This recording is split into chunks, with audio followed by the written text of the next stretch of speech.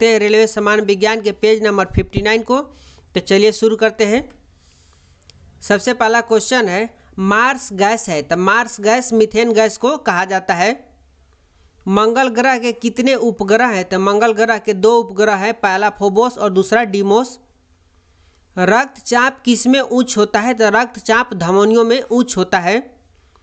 पृथ्वी का सबसे बड़ा स्तनधारी है तो पृथ्वी का सबसे बड़ा स्तनधारी ब्लू व्हेल है। उच्च रक्तदाब का अर्थ होता है कोलेस्ट्रॉल में वृद्धि होना। निद्रा रोग का कारण है सीसी मक्खी।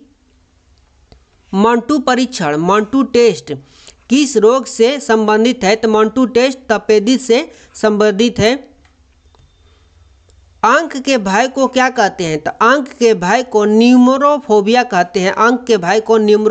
कहते हैं।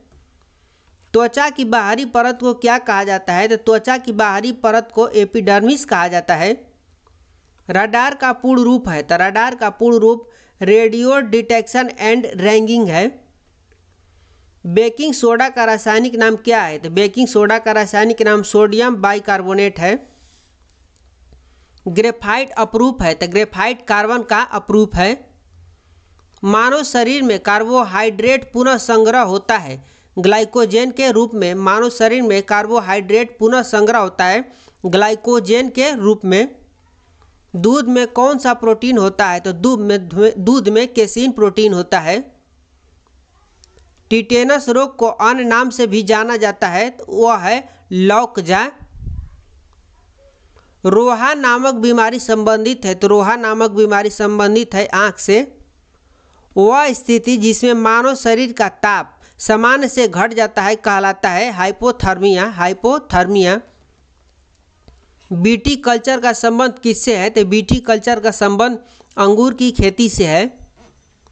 साल्ट पीटर कहलाता है तो पोटेशियम नाइट्रेट को साल्ट पीटर कहा जाता है। एड्स का अर्थ है एक्वायर्ड इम्यून डिफिशियंसी सिंड्रोम।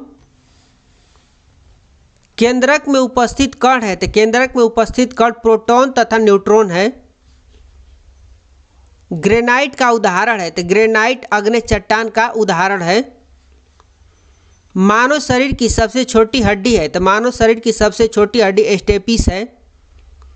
हवा के द्वारा परागण कहलाता है तो हवा के द्वारा परागण वायु परागण कहलाता है। प्रमुख ग्रीन हाउस गैस है तो प्रमुख green house gas carbon dioxide gas को कहा जाता है।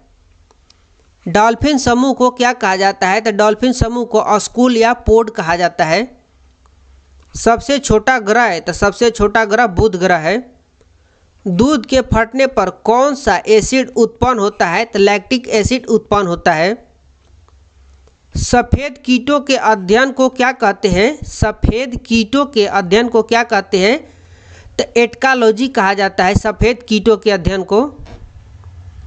तितलियों का अध्ययन क्या कहलाता है? तो तितलियों का अध्ययन लैपिडैटेरियोलॉजी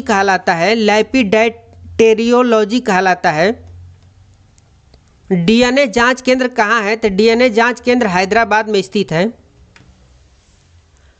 डॉल्फिन किस वर्ग का उदाहरण है? तो डॉल्फिन स्तनधारी वर्ग का उदाहरण है। भारतीय पाम सीविट क्या है? तो भारतीय पाम सीविट एक शाकभक्षी पशु है।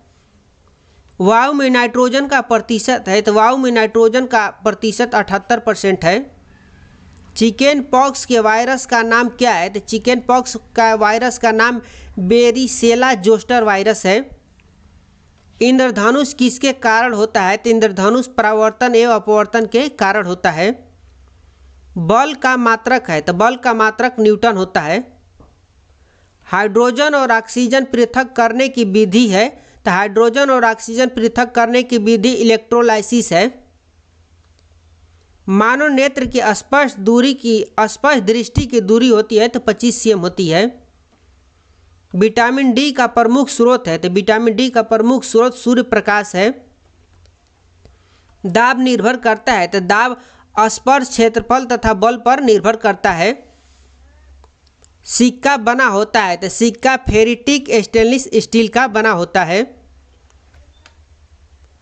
डायलिसिस का प्रयोग किया जाता है? तो डायलिसिस का प्रयोग किडनी के बीमारी के उपचार में किया जाता है। अल्पवयस्क मगरमच्छ को क्या कहा जाता है? तो अल्पवयस्क मगरमच्छ को हेचलिंग कहा जाता है। लार होता है तो लार अम्लीय होता है। फेफड़े का चारों ओर झिल्ली को कहा जाता है? फेफड़े का चारों ओर झिल्ली को कहा जाता है तो फुसफुस कहा जाता है। मानव मूत्र में विद्यमान ग्लूकोज का प्रतिशत है? तो मानव मूत्र में विद्यमान ग्लूकोज का प्रतिशत 0.1% होता है। रक्त को जमाने में कौन सा प्रोटीन उपयोग में आता है? तो रक्त को जमाने में फाइब्रोजिनोन का प्रयोग किया जाता है। रक्त को जमाने में फाइब्रिनोजेन महत्वपूर्ण उपयोग देता है। सबसे व्यस्त मानव अंग कौन सा है? तो सबसे व्यस्त मानव अंग दिल यानी हृदय होता है। निद्रा के दौरान मनुष्य का ब्लड प्रेशर क्या होता है? तो निद्रा के दौरान मनुष्य का ब्लड प्रेशर घट जाता है। करणास्थि की कुल संख्या कितनी होती है? तो करणास्थि की कुल संख्या 6 होती है। पेनिसिलिन की खोज किसने की थी? तो पेनिसिलिन की खोज अलेक्जेंडर फ्लेमिंग ने किया था। माइकोलॉजी क्या है? तो माइकोलॉजी फफूंदी का अध्ययन होता है। कीमोथेरेपी किस बीमारी के इलाज के प्रयोग के लिए किया जाता है? तो कैंसर के इलाज के प्रयोग के लिए कीमोथेरेपी का प्रयोग किया जाता है। एक्सोबायोलॉजी का अर्थ है? एक्सोबायोलॉजी का अर्थ है तो अन्य ग्रहों या स्पेस में जीवों की खोज। एसी से डीसी में बदलता है तो रेक्टिफायर एसी से डीसी में बदलता है। वह बीमारी जिसे मनुष्य नज़दीक की वस्तु को नहीं देख सकता है तो वह है दूरदृष्टि दोष, हाइपरमेट्रोपिया। किस रंग के प्रकाश का तरंगदैर्ध्य सबसे कम होता है? तो बैंगनी रंग के प्रकाश का तरंगदैर्ध्य सबसे कम होता है। चीनी का अणु सूत्र है? तो चीनी का अणु सूत्र C12H22O11 होता है। एयर कंडीशनर का आविष्कार किया था? तो एयर कंडीशनर का आविष्कार विलिस कैरियर ने किया था। विलिस कैरियर ने एयर कंडीशनर का आविष्कार किया था। जीभ में कुल कितने प्रकार की स्वाद कलिकाएं मौजूद होती है? तो जीभ में 5 प्रकार की स्वाद कलिकाएं मौजूद होती है। इस पेज में इतना ही था। मिलते हैं नेक्स्ट पेज 60 में। तब तक के लिए बाय बाय, टेक केयर।